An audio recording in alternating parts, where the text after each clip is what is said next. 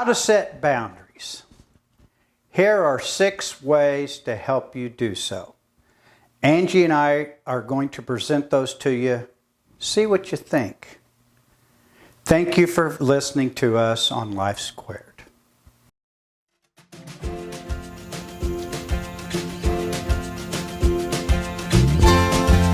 Welcome to Life Squared, brought to you by the Perfectly Imperfect Network, from imperfect folk everywhere.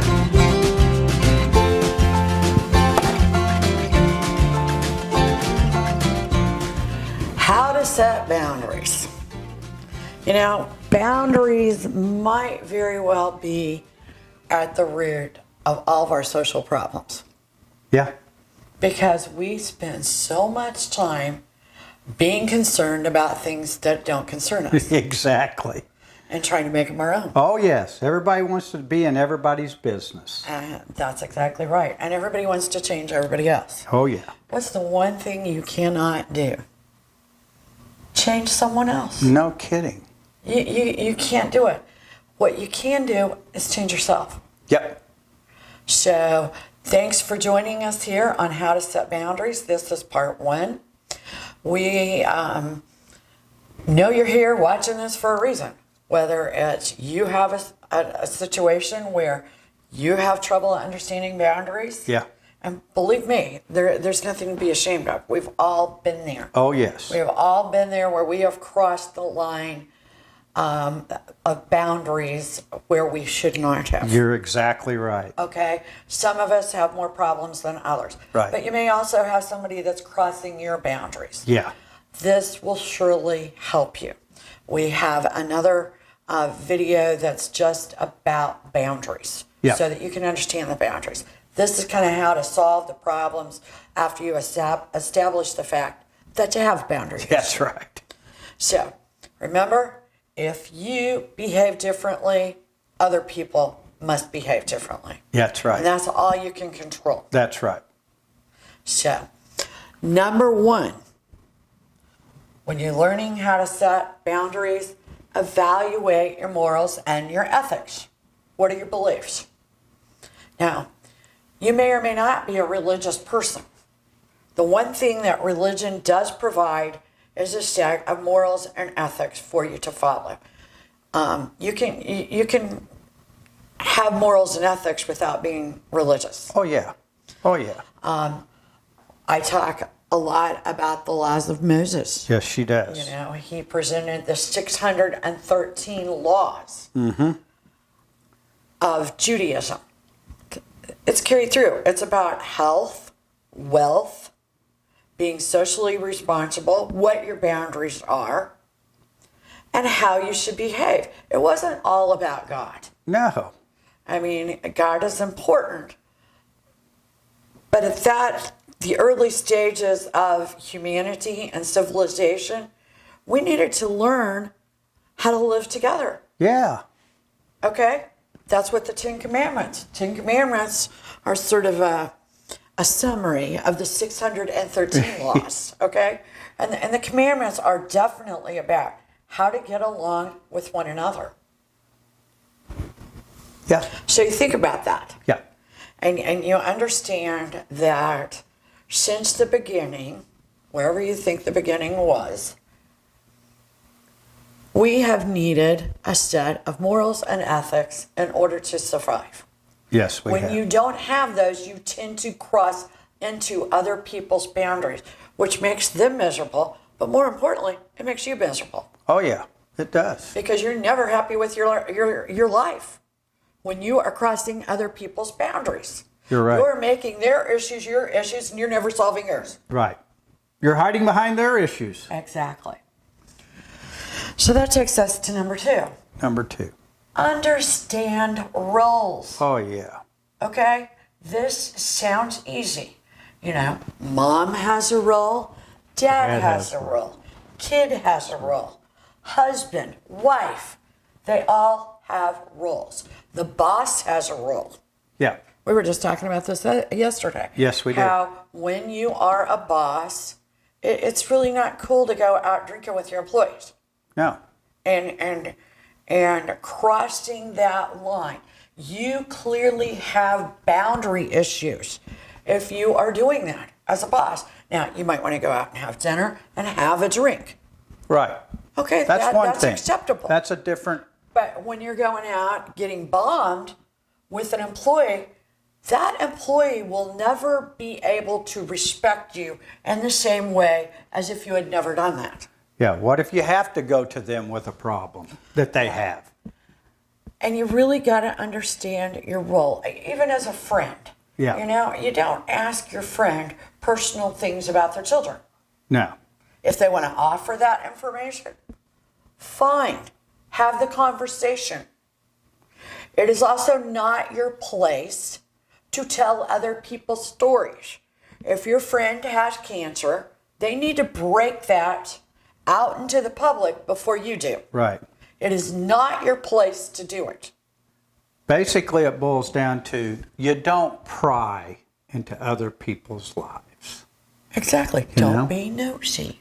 Yes. Keep And that nosy understand. on your nose. Exactly. Exactly. You know what I got mean? it. Yeah. Yeah. See, I come up with a good one every now and then. Oh, you sure do. Okay. Number 3. 3. Practice empathy. Now, empathy is not always this great, horrific thing like, you know, somebody's sick and dying and you need to understand what it's like. That's important. But sometimes empathy is just understanding another human being. Put yourself in their shoes. Yes, that's Think of exactly the right. possibilities, because one thing you're not going to have about another person is you're not going to have all the facts. No, you're not. I don't care how close you are. No. You know, no one knows what goes on behind closed doors. Exactly. Didn't Kenny say that? Kenny Rogers? Yes. Yeah. There is something No, it was to Charlie that. Rich. Oh, was it Charlie Rich? Oh. Charlie Rich was the one behind closed doors. Okay. Well, yeah, it was, wasn't it? Anyway, That's scary, you too. really don't know all the details. And as they say, the devil is in the details. Right. Even when your friend tells you a story, Yeah.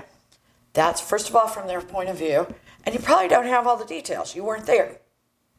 Why do you think cops have so much trouble getting the story right? And why do they go to so many different people and have them tell the same story? And just like they say on all these television shows, and they have proven it, that if you ask 10 people to watch something happen, you'll have 10 different versions of it. Exactly. And that's why we say, put yourself in the other person's shoe. Right. First of all, imagine all the possibilities. Now, don't use imagining all the possibilities to speculate some wild damn story. No. That doesn't work. No. We had a situation this morning watching the news, and a guy and his daughter driving through at night on a country road, I believe it was. No, it was on a highway. On a highway, okay. And a paintball hit their car. Of course, they didn't know it was a paintball when it hit. They're thinking a rock. Maybe they ran over an animal. So, Exactly. And this was not a tragedy. Nobody got hurt, nothing. But we started imagining how this little incident was going to affect their life.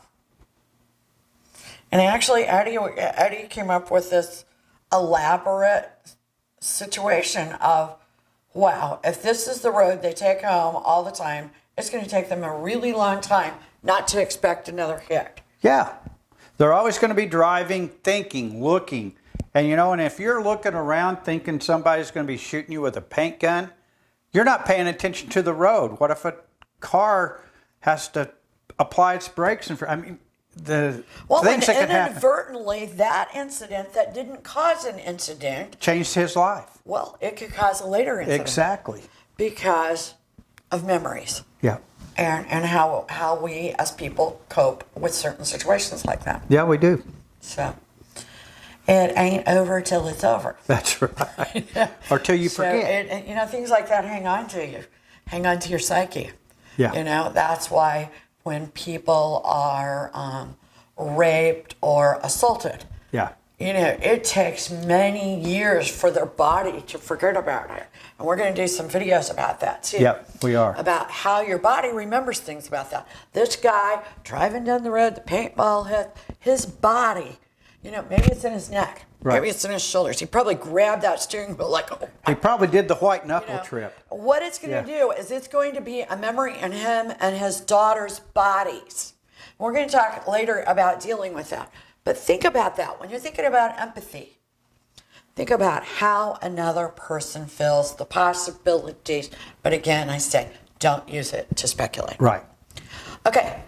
Number 4, learn respect for all people. You know you have to respect your boss at work. Yeah. You know you have to respect, your mother, your father. At least we hope you do. But what about that homeless person on the street? Yeah. I think we lack a lot of respect because if you go back to number 3 and you experience empathy, you're going to have a lot more respect. Okay, so those 2, 3 and 4 kind of go hand in hand. And a perfect example in our town was, I believe it was 2 years ago. Yeah. They closed down a homeless camp. Okay, everybody's going, oh, this is your main thing to do. I made a huge statement that no, this was not. Right. You're breaking up their community, their home. What you lack is respect for these people. Now, you don't have to approve of another person's life. Right. To put yourself in their shoes and have a little empathy. And what they did was they broke up the community, the quasi-family, the quasi-township. And these people are roaming around all over town getting hurt, hit by cars. It is absolutely horrific what we did to them. And even the cops in town say, why did we do this? They were even policing themselves. Yeah. So have empathy and respect for all people. Right. Your life will be better. Their life will be better. Don't make decisions based on what you think. And parents, try not to do that for your adult children. Yes. Sometimes they just live differently than you do. Yes. It doesn't mean it's wrong. It doesn't mean you're right. Things change. Exactly. So let's go on to number 5. Evaluate your relationships at job, at home. Yeah. Change. You can make changes. If you have an office next to someone that won't stop talking, or, you may really like the person, but you can't get the work done. Yeah. You nicely go and you try to get your desk moved. Right. Someplace else. Yeah. And that's a way you can do it, maybe without hurting the other person. The boss wanted me to move. Right. Try to do it with as much tact as possible. Right.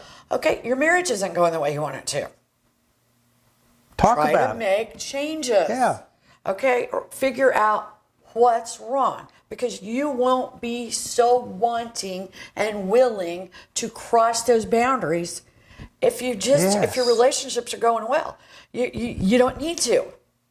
Yeah. Okay? That's true. So make sure you try change first. Yeah. Okay? And if change doesn't work, sometimes you have to eliminate relationships. Some people Nip it. are not meant to be in our lives for our whole lives. People come and go for a reason. Right. And but marriages, you should always try everything to save it. And that brings up a good point is you have a friend and something changes in their life and they change, which causes your 2 relationships to change. When you're single, one person gets married. Yeah. That changes it. They should not be out running around with other single friends all the time. Why? It will hurt their marriage. Right. We like to try to act like, well, I can still do that. Well, you know what? You can. It doesn't work. It doesn't always work. So. No. But different life changes, even somebody getting a shift change. You got a friend, maybe you have lunch with them once a month, and they have to start working the overnight shift at the hospital. The lunches are done. Yeah. Okay, they got to sleep. Yeah. And things change. So you try to change with it. Right. Sometimes you just got to go, you know what? This isn't working. It's not working. Right. So. Number 6. Who or what do you really want to do or be? Okay? If you are unhappy, you are crossing other people's boundaries. One very serious thing we do when we are unhappy is try to lower everybody else's life so ours is elevated. That is exactly Say you're a the fact. so-so salesman. You're okay, but you can't seem to be better. So you start making all the other guys bad when you talk about them. Right. So you look better. First of all, it doesn't work. The joke's on you. Yeah. I think the Bee Gees had a song about that. Yeah. I started a joke. Right. Which started the whole world crying. That's the kind of behavior that starts the whole world crying. Yes, it does. And you don't even know it. No. Because you feel happier for some strange reason. But they know that you are bashing somebody else to make yourself look better. Yeah. People aren't stupid. They are And not. I think sometimes when we cross boundaries, we're sort of behaving like other people. We are smarter than other people. Yeah.